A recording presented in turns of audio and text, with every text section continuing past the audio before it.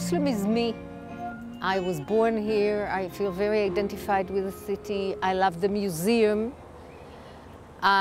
This is the Valley of the Cross, which I would come to visit walking from wherever I was living in different parts of the city. I'd be walking with my father to this valley. It's a beautiful valley. This is the panoramic view of my life. This is the panoramic of my soul. When you look at that panorama, including the museum, it is a reflection of my soul.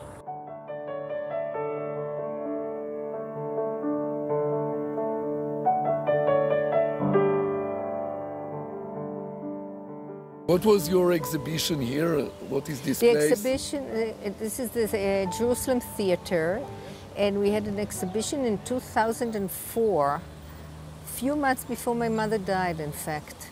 And my mother was there, sitting under her portrait, and other people like Chaim Guri was there under his portrait, and who else was there? To make an exhibition in your home city. It was a very powerful thing to be in Jerusalem and to have my mother and my whole family here in Jerusalem, and having this fantastic exhibition, including my mother's portrait. So it was very powerful.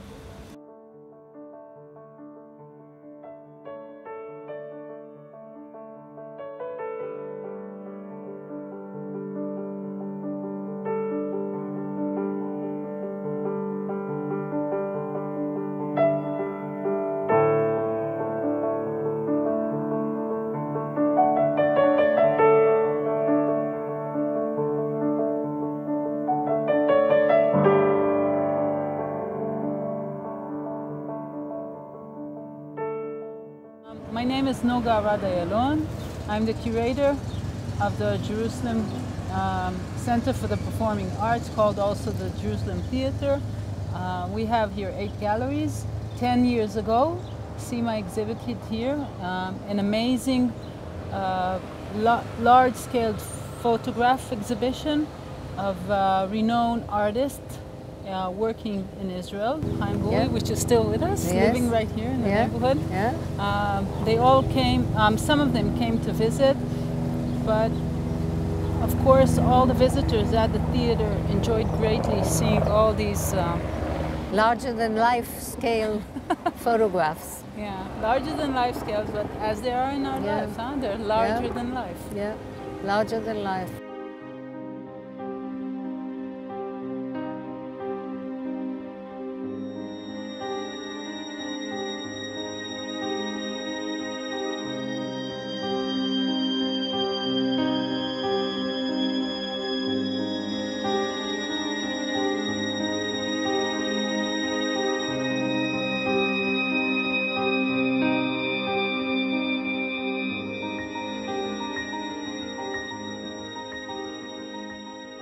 I think that a lot of what I'm doing, I'm a psychologist in private practice in New York, and I think a lot of what I'm doing is reading people's emotional state through the face.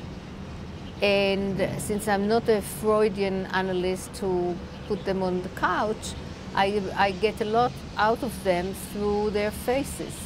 And so I became very sensitive to changes in faces and minutes and moments that are important, that are giving out their real soul.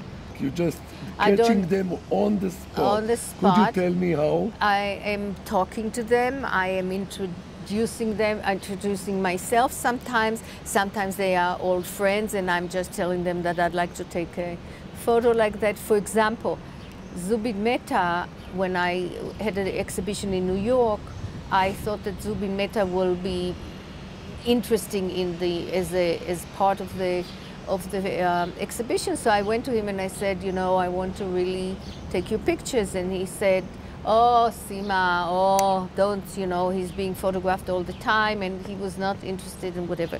But then I kind of convinced him that it's important for me to have his picture. So he said, okay, now take my picture. And so, of course, I didn't get anything. And then I waited, and his mother arrived. And so he came and he hugged her, and I was on the wrong side of the photograph. And of course, I didn't get anything, and I thought it's all lost. And then he was sitting and putting his mother across from him, and he was looking at her in a very tender way.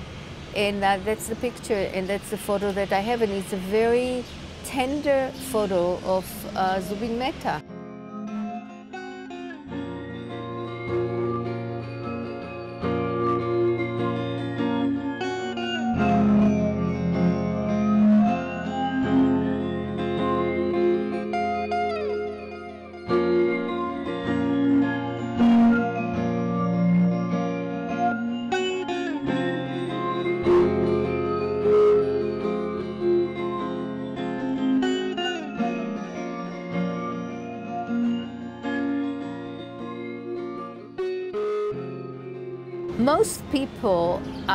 Most people that I took their photograph, surprisingly, liked their photograph. They said that they feel that it's them in the photograph, which I find is a compliment, because most people don't like how they come, including me. I never like how I come out in a photograph, but people like it, so it seems like I am catching something, or I have a moment or a touch for a moment that they are open and without their veneer, you know, to catch them like without the mask.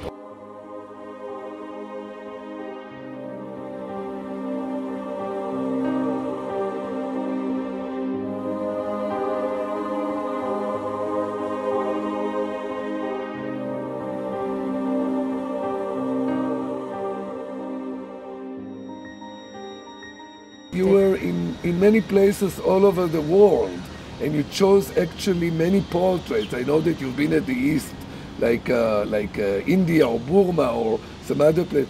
How was your work at the East? The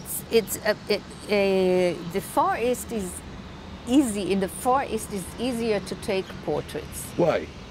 Because people are not that, they are not so bashful about it. And in, I guess in America or here, you have to ask permission. People are not so happy to take their pictures. In the Far East, particularly in Burma, in Myanmar, Burma, they are happy to cooperate. They are happy to smile to you. You smile to them, they smile to you. You mirror them. You talk like that. You mirror each other with lots of love and smiles, and they are very grateful and cooperative, which you don't find in the West.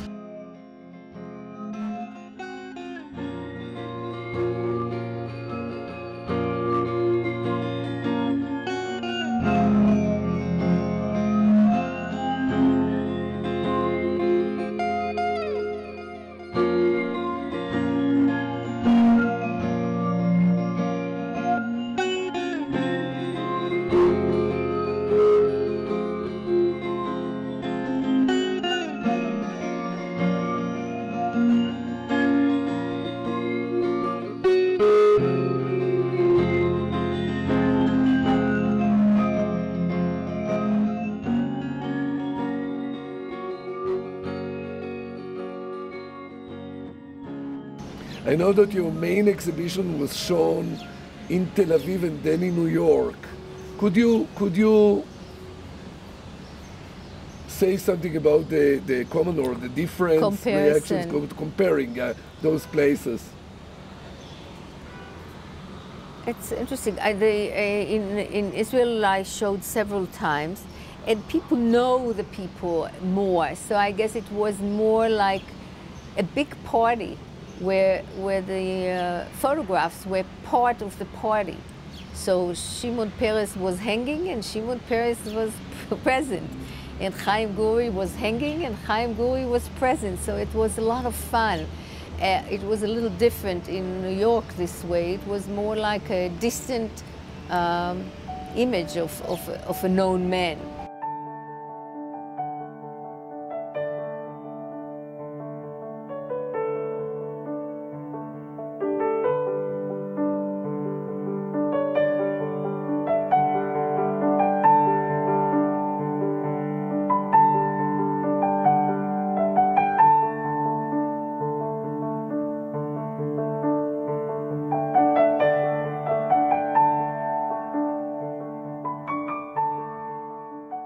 I did a lot of a photograph of reflections of the building in the glass. New York is made out of glass and cement, and the reflections are fantastic views of New York of today. New York is towers. How did you get to this area of the red? Can you tell a little bit? I like the color. And we were looking for some theme to go through. And so we followed red in New York, and it was fascinating. And then afterwards, I was in Italy, and I did red in Italy. So I started following red all over the world. And it's a fascinating theme. Did you find it symbolic? Red is powerful color. It's energy. It's a very powerful color. And people use it in an interesting way, particularly in New York. You can see how, the messages that are being sent to you through red is very strong.